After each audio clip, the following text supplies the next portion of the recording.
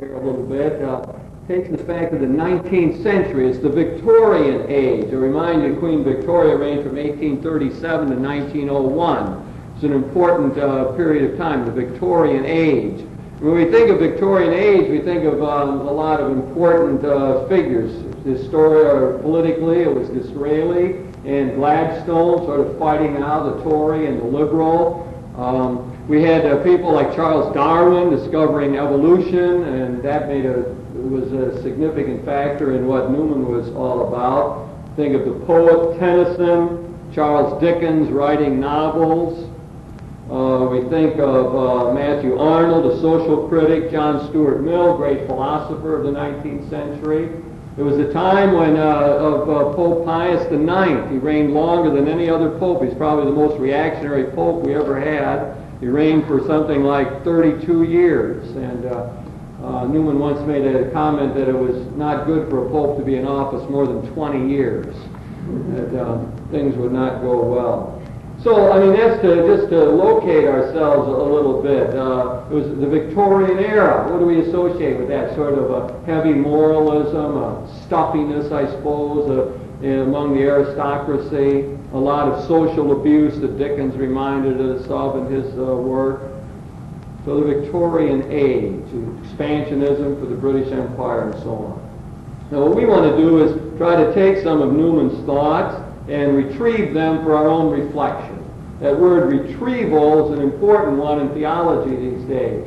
It represents a way of thinking about the past. The past is studied not just because it's there or to get acquainted with facts and so on, but the idea is to take the thoughts of the great thinkers of the past and bring them forward into the present, get them here into the mix today, see how they could illumine our own struggles and guide us one way or another in how we could function better. So that's by way of introduction. The Victorian era, Newman, 100th anniversary, and spirituality that is supposed to be practical for us. Now what I've done is take about 6 different problem areas, and I want to examine them and see what Newman tells us about them, and then see how that might help us to grapple with this. I think after each one I want to pause for a minute or so and allow people to think about it and maybe talk to somebody else about it. That means you either have to pay attention or use that time to sleep. But anyway, I'm going to at least invite that. I might just alert you to what some of these are as we go along. First of all, there's the question of how we deal with our own idealism as well as our failures. How we put those things together, idealism, failures in life, and practical ways of making progress. How do we relate all the church's doctrines to our own personal experience? How do we relate the authority of the church to our own personal conscience? That was a major theme for Newman. How do we relate clergy and laity today? Well, Newman had a great deal to say about the laity, as you noticed if you read the back part of the handout. So those are some of the major issues that I want to talk about, which I think are current questions, and I want to see indeed how Newman might illumine those. So first is the question of how we relate idealism to failures in life, and how we practically try to cope with that.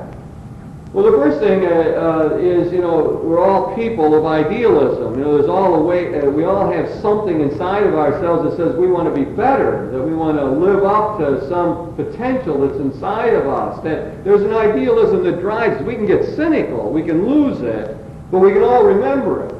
Maybe it was at a younger age when we were going to do better, or some people at a previous time said our marriage is going to be terrific, or people said I'm really going to be make a difference in the world. A lot of what we call midlife crises these days has to do with recognition that we didn't do all of those things, that we didn't accomplish all that we might have wanted to. And as we add it all up, we are forced often to look at failures. The marriage didn't work as well as we hoped, and we didn't move up the corporate ladder as much as one might have dreamed of. I didn't learn as much as I might have, didn't lecture as well as I would have liked to. So all the way along the line, there's a certain idealism that we know, and it runs up very often against this failure. And when we look at Newman, we see a man who really was driven in many ways, as all the greats. Anybody you end up lecturing on 100 years later had something driving them. I mean, they didn't just accidentally turn out this way. They recognized early on that they're important. They're great. That's why a lot of them start keeping journals at an early age, because they know they're special. In fact, Newman said at one time, he says, when I think of my own experience in relation to others, it doesn't fit. He understood a uniqueness about himself. So Newman's no exception to the greats in the history of the world. There was a drive to do something, to make a difference, to reform the church, to do a lot of other things. Newman studied ferociously when he was a youngster, when he went up to Oxford. When you go to Oxford, you say, I go up to Oxford. It doesn't matter where you came from, you go up to Oxford. So he went up to Oxford at a very early age. I think he was only 15 or something like that, to study. And he was, serious about studying. He studied 10, 12 hours a day. Really drove himself. And he was bright, and everyone knew it, and they expected him to achieve and to get, at Oxford, what you strive for is to get a first. To get a first is what you want. And it's important to make good grades at Oxford. It's not like you get a 3-4 and no one ever knows it the rest of your life. This is published in the papers, and it makes a difference, and people remember what people got for grades at Oxford. It's a tremendous pressure there. Well, they thought Newman would get a double first. A tremendous thing, first in math and first in classics, or the greats as we call it at Oxford. Well, as a matter of fact, despite all the study and everything, he did miserably. He got even below, he didn't even get a first, he got a second, but he got a lower half of the second. In classics and in math, he didn't even place anywhere in there.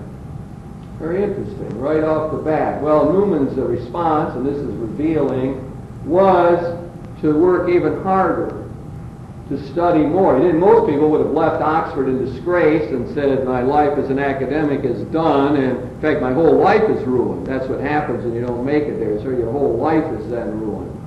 But he didn't do that. He had a scholarship that allowed him to stay there longer. He kept studying, and eventually became a fellow of Oriel College, which is a tremendous thing. To become a fellow of one of the Oxford colleges it's to arrive. You've made it then in life. You can't go any higher in a sense, and you've got it made for life. You have the income, you have the prestige, you have opportunities for research, and so on. It's a marvelous position to be in. So he stayed with it and eventually did become a fellow at Oriel College. And he threw himself into the Oxford movement at this point. That meant he didn't like the way things were going in the Anglican Church, and he joined with people like Pusey and Keble and said, we got to change this.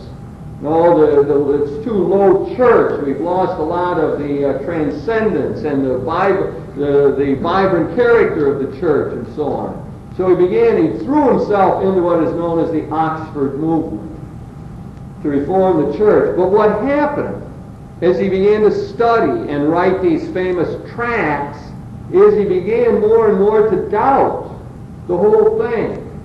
He studied the church fathers, and he says, my heavens, this doesn't fit. The Anglican Church doesn't seem to be on track. And he had these tremendous doubts that came in his mind. And he began to think more and more about the Roman Catholic Church. And as he's writing these tracts exploring this whole question, the Bishop of Oxford puts him down and says, you can't do this anymore.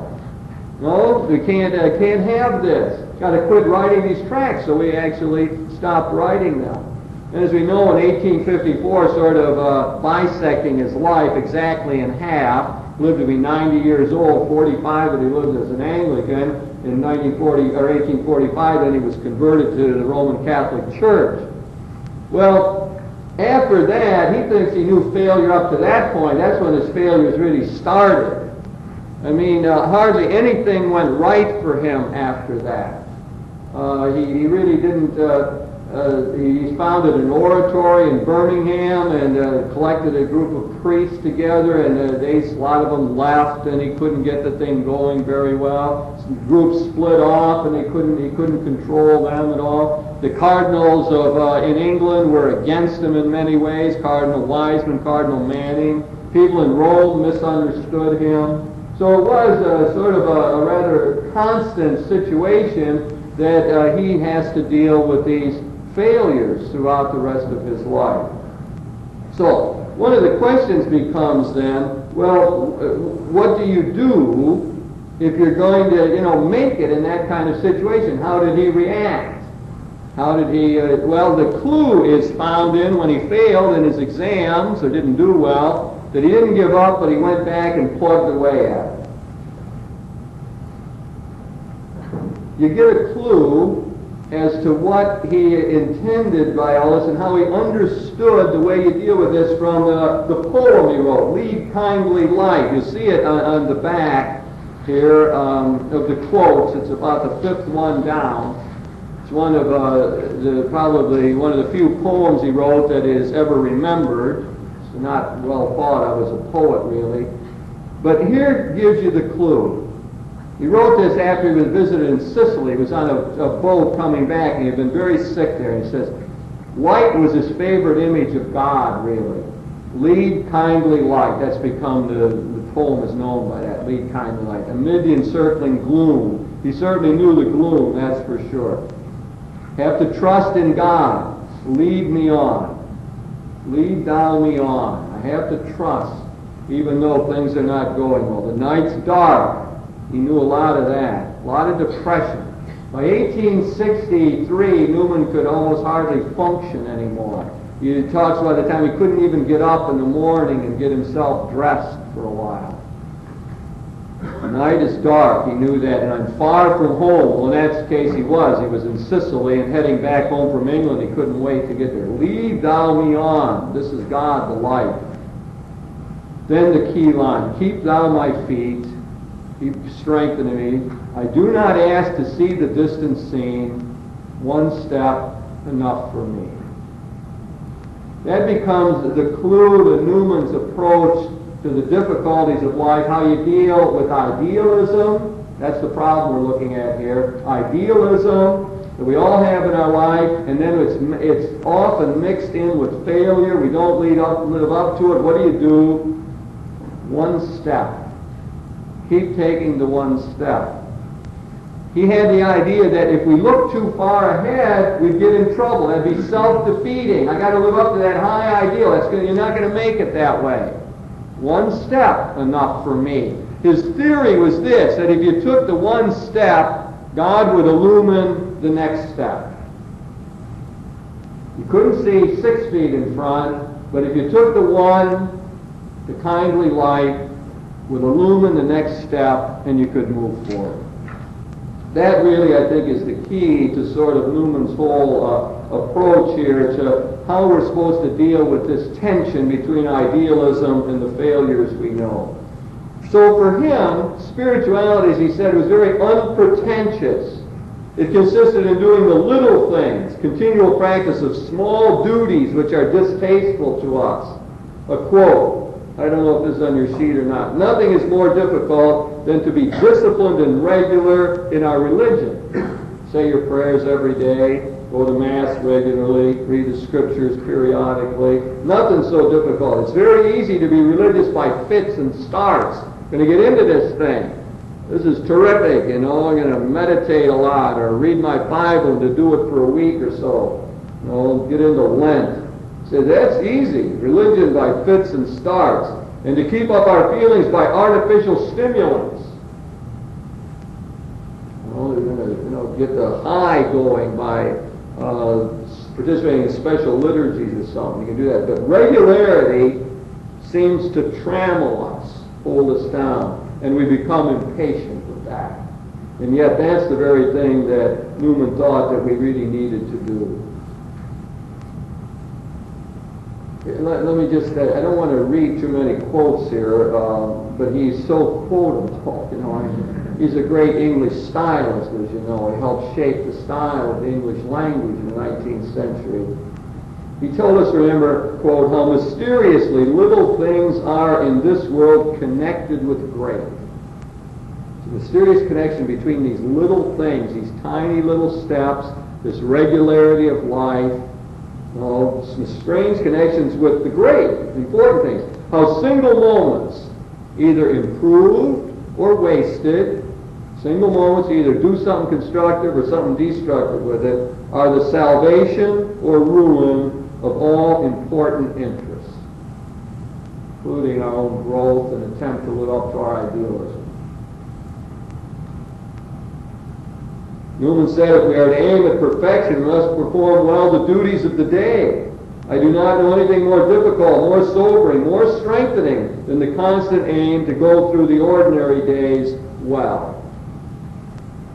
Peggy once said somewhat humorously, go to bed in good time and you are already perfect. Go to bed in good time. It's akin, I guess, to my statement, to get up on Monday morning is all ready to have faith. That is the key. That's the simple thing. That's where we manifest our faith. So to do it right, to have the day ordered, to keep it going, he suggests it was important for us to voluntarily do small acts of self-denial. Maybe not to give up dessert for 6 months or something, but small things that you do regularly by way of self-denial, that this is the way to sort of build up a habit that will enable one to deal with very difficult things that are bound to come our way. And why can't we live up to the idealism? He says it's got to do with the way we relate to Christ. And he said nobody completely hands themselves over to Christ. At least most. I wouldn't say there's nobody. They can't do it. Why? He said, because everyone will preserve something for themselves. Some part of themselves. Because it will be too scary to give oneself over entirely to God. Because the fear, as he said, he's a master psychologist, is that then we're afraid we will lose ourselves. So the reason that we can't live up to the idealism is built into the human condition. One can't be, it's like Honor saying, I am a Christian in order to become one. Can't totally live up to it all the time. And then Newman anticipated the liberation theologians today by sort of saying the real test of all this is not to say you love God, but to actually love God. As we would say today, it's not orthodoxy, it's not saying in words, I believe a certain creed, but it's orthopraxis. It's the practice that's on target that really says whether we are Christians or not. Well, there you have the first guideline I want to get from Newman. I don't think we're going to do better than this one in terms of where he's sharp and helpful. Someone has said that they thought that this, in a sense, is his key insight to the spiritual life, and I did do it first on purpose, that this idea of the lead kindly life, one step at a time, and the simple, concrete, practical ways of trying to live out the spiritual life. Instead of getting carried away with a grandiose plan, I'm going to be a saint tomorrow, be willing to take the first step, believing that God would indeed help us along the way. Newman himself lived this out in many ways. He talks about his writing, for example. He's always interested in writers and how they go about it. Newman labored over his writing. I mean, he would rewrite 9 and 10 drafts of the thing, throw stuff away, cross out, all by hand.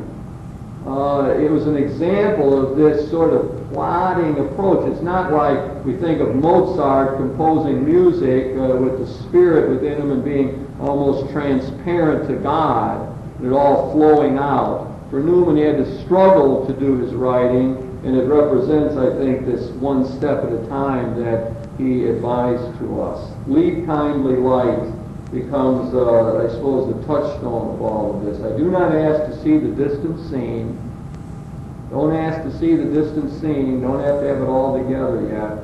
One step, enough for me. What I'd like to do, as I said, invite a little bit of discussion. Just why don't you find a partner and just think to be more divorced from the mainstream activities than one would think. While Newman did have interesting interaction with Gladstone, who was Prime Minister of England 4 times, I think it was, during Newman's lifetime, in and out of office. And Gladstone, there was a sharp interchange between those two over the infallibility question. But, like, for example, Tennyson, he never really met him or talked with him. He communicated by letter, and they were going to get together once, but never did. Alfred North Whitehead's a great philosopher of the time. Whitehead did go and consult with Newman. And Newman was very old, and Whitehead was thinking about becoming a Catholic, and he came and talked with Newman. But you get a feeling that with a lot of, that there's not that much interaction. There's a more churchy kind of agenda that goes on. Well, let me turn. Yeah, Bob. On the least kindly light prayer of Newman, do you think that characterized Jesus' outlook? Well, I think when you finally get down to it, it does. However, when you read the Gospels, your original feeling is much more on the other side of the idealism. That is, leave the nets now and come and follow me. Forget your father and mother. Get into the work for the kingdom. There's a whole lot that you read in the Gospels that sound different from that. It sounds all or nothing. The rich man comes and says, you got to get rid of everything if you're going to follow me, all of that. So certainly it at first appears that way, that the teaching of Jesus emphasizes, when you look at the idealism and in terms of the sort of practical one-step business, Jesus appears to be on the other side. And yet, I believe that the points where Jesus sort of interacts sensitively with people and sort of leads them on gradually represent perhaps the other side of it as well. And of course, what Christians have always had to do is to figure out what to do with this great idealism of Jesus. The New Testament is a document of ideals. Turn the other cheek, go the extra mile. Give them your shirt if they ask for your coat if you ask for your shirt. All that stuff that has caused us problems. That's why my opening bit to introduce this thing, could have been cast in a more theological framework, that a whole lot of Christian people, and I suppose Catholics might especially feel this, have been given to this high idealism, and it's come across as a moralism. Like, if you don't live up to this, then you're no good. And that's sort of what I see Newman reacting to. Now, all throughout history, people have had to figure out, what do you do with the idealism? Newman's answer fundamentally is, don't sweep the idealism under the rug. Keep your ideals high. Keep striving for things, but remember, you got to take one step at a time to get there. I think it's something you have to teach people. I have a vivid thing of remembering playing catch with my nephew. And my nephew lived in this other dream world. I was associated with Saturday morning cartoons or something. And my nephew wanted me to throw the ball up very high and to make a spectacular catch. Well, if I did that, he wouldn't catch them, and he would be very upset. So my approach was to get 4 feet apart, throw it back and forth. After you catch 10 in a row, we'll each step back, catch 10 more in a row, and keep going. And then you gradually build up so you can catch this ball that I throw very high. I was singularly unsuccessful with that effort. However, I still believe in the wisdom of that approach. If I had had enough time now, I would have made this work. But it says something about what this style of Newman, one step at a time. I think it's so important in life. I'm going to go on. This is my second sort of tension. These are 6 tensions we got here. Idealism and realism of faith. Now we got a tension between church doctrine and personal religious experience. Now, I mean, how do we feel this question today? Well, I suppose a lot of people have felt it in terms of the birth control question.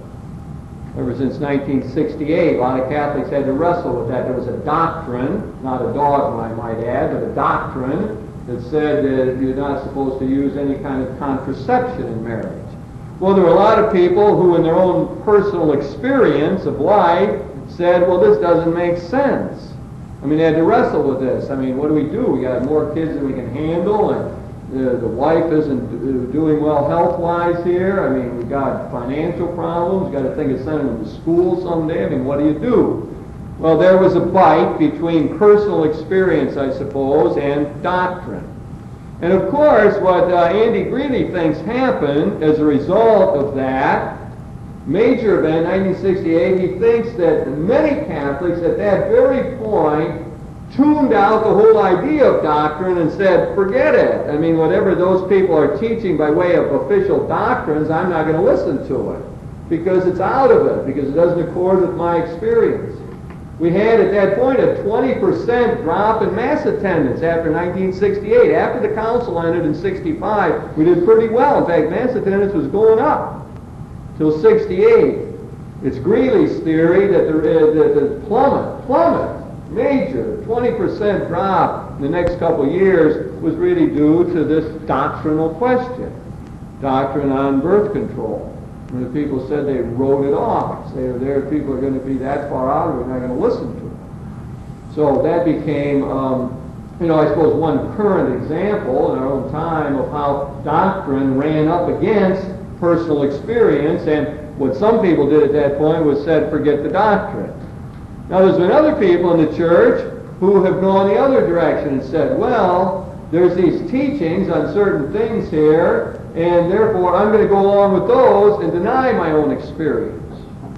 Now there were people who reacted to the birth control thing the other way. Well, it doesn't seem to make sense to us, but we're going to go along with the church teaching here. And even though I can't understand why, or it doesn't make total sense to me. So one could go either way here in dealing with this question. Well, that might at least sharpen it. I mean, people might see today you could have a doctrine in terms of church teaching on in vitro fertilization, or it's a topic I don't usually speak on in public, but that you could, some people have had a problem with that and in other church teachings.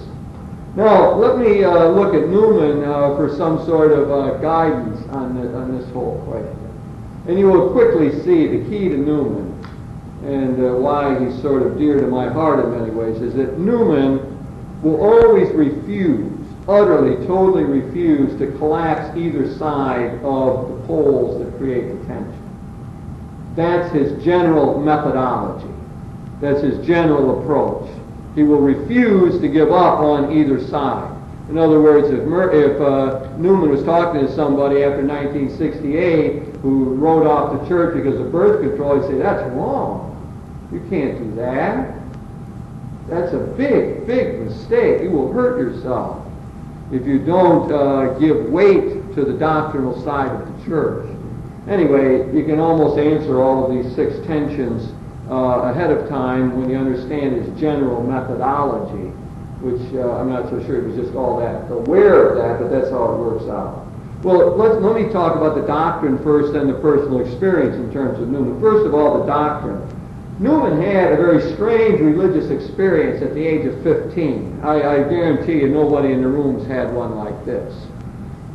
And that is, he had, you never know. I never should say that. You can raise your hand. I mean, most people, encounter God when they're walking in the woods, and feel close to God, or feel the pressure of God when they didn't follow their conscience or something, or found God when they fell in love the first time or something, Well, Newman says that at the age of 15, he, I'm quoting now, fell under the influence of a definite creed and received into my intellect impressions of dogma, which through God's mercy have never been effaced or obscured. Whereas his original religious experience was of catching a sense of the importance and power and value of dogmas, church dogmas and doctrines. Should we test here how many? What do you want to have? Does anyone have a kinship with Newman on this? Raise your hand and witness. It's the time to witness. One. Well, we got one.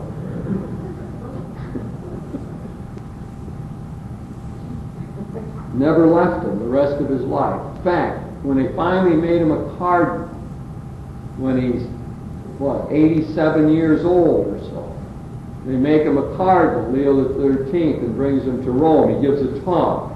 And what does he say in that talk? He says all of his life he has been against one major thing. That's liberalism.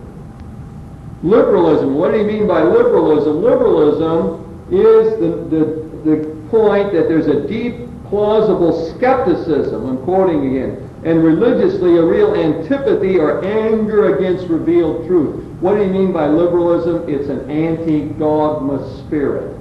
A feeling that dogmas are no good, bad, doctrines get in the way, etc. He even said at the end of his life, from the age of 15 onward, he was true to that. He says that's what he was all about. That's what he fought more than anything else. Put in the words we understand maybe, he fought against subjectivism. He fought against relativism, that anything goes, that one truth is as good as another, that you can't make any judgments about it, that you can't say this is beautiful and that's ugly.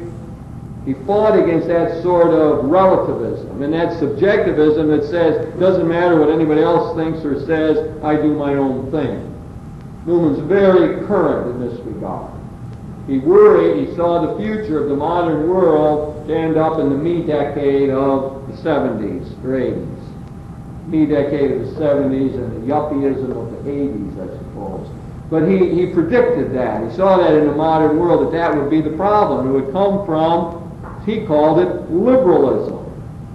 That is, this anti-dogmatic sense. At the same time, and this is so typical of Newman, he had a great sense of the limitations of doctrines. He studied the Arian heresy and when he was at Oxford and during his Anglican period. And when he was doing that, he began to see that when the church makes a doctrine or a dogma, it is extremely limited. He says again that this dogma is just a shadow, really, of the real object, that is God. In our language today, we'd say that doctrines and dogmas don't encapsulate God. They don't grab hold of God and put him in a box. It doesn't collect the real reality. It only points to something that's always deeper and beyond what we can get a hold of. It's a representation. He says it's imperfect. It's exhibited in a foreign medium. To take the great mysterious God and to try to put it into words, into a sentence, into a proposition. It's a foreign medium, he says. And therefore it will always involve inconsistencies and mysteries. So he sees the great limitation of these dogmas. And he sees that there's problems involved in it. You know, making new dogmas might mess up the mind of the faithful. It might give people problems that they shouldn't have. He thought it was very important that when we do have doctrines, teachings of the church, that they be accommodated to the people, put into the language of the people, and the categories, respect the culture and the customs of the people that were receiving these particular doctrines. Now Newman worked all of this out during the Oxford movement. Remember, the Oxford movement started about in the 1830s. And it was the people at Oxford who said the Anglican Church isn't doing well, we got to reform it. So in order to do that, he studied and he wrote these tracts, and then it kept getting deeper water all the time. People got mad at him. They said you're becoming too Catholic. And finally he wrote the famous Tract 90 that said that really you had to interpret the 39 Articles of Anglicanism in the light of the Roman Catholic tradition. And that really just blew it away. I mean, that was terrible. See, you couldn't be at Oxford and be a Catholic in those days. No Catholic could get in there. And so, and all throughout England, of course, the established church, the Anglican Church. So Newman is playing with this whole thing. So now, he has to leave his preaching post. He was the preacher at St. Mary's Church. That's the university parish in Oxford. And he was a famous preacher worldwide. His sermons are collected in many, many volumes, and people came from all around to hear him. And they still talk about his, tremendous preaching there. Every Sunday afternoon at 4 o'clock, he mounted the pulpit and gave these marvelous sermons. Well, he had to leave there. He couldn't, they forced him out. And so he went to a little satellite parish called Littlemore, a little way out of Oxford. And there he began to write a book, very important book, on the development of Christian doctrine. It has become a classic work in the bibliography. It's alluded to. It's still one of the richest things on the development of doctrine. What he saw was that doctrines are not static. You didn't just hear them back in the 3rd, 4th century, but they continue to develop. And he worked out a whole criteria, 7 major ways of looking at whether the development was really true or not. What he was trying to figure out in his own mind is, what church today is like the church of the 3rd and 4th and 5th centuries? Which church is most like it? No, and obviously no church was exactly like it because the world had changed, and after all those things, everything was changed. But how do you figure out if the way it developed was right or not, in accord with it? So he developed these 7 criteria for figuring all that out. Did they keep the substance of it correctly? Did they keep the main principles of it? Can you see in the final product the seeds in the beginning? Those were some of the criteria used to see the church all the time. But in the process, he developed this whole understanding of doctrines, not as fixed, static things, but as the church's self-understanding throughout history, that the church tried to say, this is how we see it now. This is our current understanding of the faith in the light of this culture, this particular time and situation. Well, when we talk about this today, it becomes extremely important. Ronner likes to use the example. He said, if you teach your kids today what you, or depending on the age of people in the room, but teach them about the Trinity, what you were taught, or even about Christ, you will make heretics out of them. So, if you repeat what the council said, that in God there are 3 divine persons, there's one Trinity, one God, there's one God, 3 divine persons. As soon as you say there's 3 persons in God, Ronner says you will make heretics out of the next generation. Because in the modern world, when you hear that statement, there's 3 persons in God, the only thing you can think of, there's 3 gods. Because our word person has changed meaning from what it meant in the 4th and 5th century when they worked out the doctrine of the Trinity. Well, that's the kind of thing that Newman taught the whole world, taught all Christians. You can't just repeat what was said long ago, because what you got to figure out is what was the meaning of it then. And then try to say it in a way today that will capture the meaning and be faithful to what people said a long time ago. That's the essence, I think, of what Newman came up with in this idea of doctrine. Now, summarize that. For Newman, doctrine's important. It's in his bones and blood and his imagination. Doctrines are valuable. They keep us on track. They help us to know who we are. They locate us. They not only keep us out of heresy, but they're supposed to release our creativity, help us to really think more constructively about who we are as Christians. Not bad things, but good things. Now, let's look at the whole area of personal experience now. this is the dialectic again. I mean, at the same time as Newman can say all of that stuff, he had a tremendous sense of personal experience, of the great value of God speaking in our own heart. He really thought that God was the kindly light that was guiding him along the path, that God spoke to him in his own heart.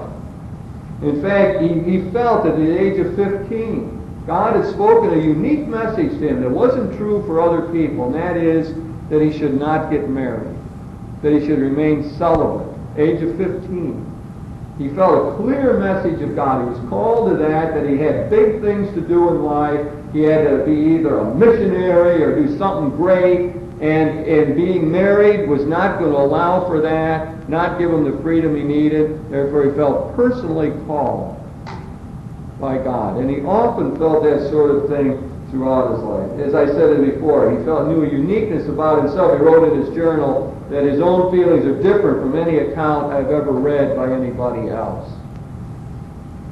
Traveling. He felt that experience was important. You travel around, he said, and it's interesting insight, he said. When you're traveling, he said, it isn't being there that's all that important. It's the reflection on it after you get back. He felt that's the way you really ingested things and made them your own. He said mostly while he traveled, he just got tired and sick. He said, but that didn't matter. He says, traveling is like writing. It's a terrible thing to go through, but afterwards the rewards are great. So he felt that by reflecting on one's travels, one could learn a whole lot. Some people have read my latest reflections on my going back.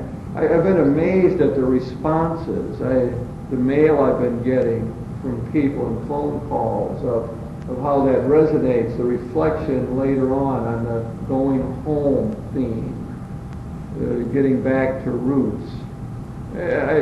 Sometimes I write those things and I don't think anyone ever reads them, But now and then, you can always tell when it strikes a responsive chord. Annie, the secretary, told me that would happen when she typed it. And I guess she was right. But anyway, it's the reflection on the travel that Newman thought, is where we somehow came to know ourselves and our God in a special way. He had strong personal experiences in relationship to his family. In 1828, he was there 27 years old, his sister Mary died suddenly. And he said, 49 years later, he still felt the pain of that loss. And he said, later on, he says, he spoke of the subtle feelings which quite pierced my soul and made it sick. Made him sick. Dear Mary, his sister, seems embodied in every tree and hid behind every hill. What a veil and curtain this world of sense is, beautiful, but still a veil. Personal kind of religious experiences that he took very seriously. Some people have said that, he is distinctively modern in this. Taking seriously what's going on inside of himself. He has good insights into his own psychology. He talks about when he was in Sicily, encountering God in the beauties of nature.